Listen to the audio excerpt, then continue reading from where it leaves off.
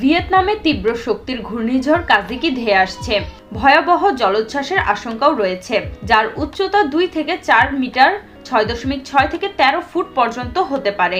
বন্যা মোকাবেলায় ইতোমধ্যেই সেনাবাহিনী মোতায়েন করা হয়েছে। ঘূর্ণিঝড়ের সম্ভাব্য ক্ষতি থেকে জনগণকে রক্ষা করতে সরকার 5,86,000 মানুষকে নিরাপদ আশ্রয়ে সরিয়ে নিতে নির্দেশ দিয়েছে। 25 আগস্ট সোমবার বিবিসি জানায়, এই ঘূর্ণিঝড়ের কারণে বাতাসের গতি এখন 166 কিলোমিটার প্রতি ঘন্টায় পৌঁছেছে এবং এটি উপকূলে আঘাত হানার সময় আরও তীব্র হতে পারে। ভিয়েতনামের থান হোয়া, কোয়ান ত্রি, হিউ এবং ডানাক প্রদেশের বাসিন্দাদের নিরাপদ আশ্রয়ে চলে যেতে বলা হয়েছে।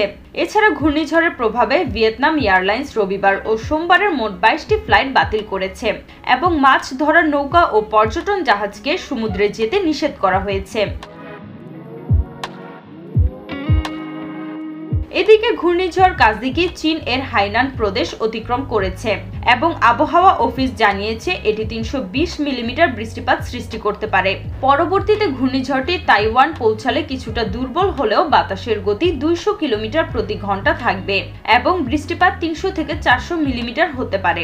গেল বছরে ঘূর্ণিঝড় ইয়াগির মতো কাজিকিও ভয়াবহ হতে পারে, যার কারণে ভিয়েতনামে 300 জনেরও বেশি মানুষের মৃত্যু হয়েছিল বলে আশঙ্কা করা হচ্ছে।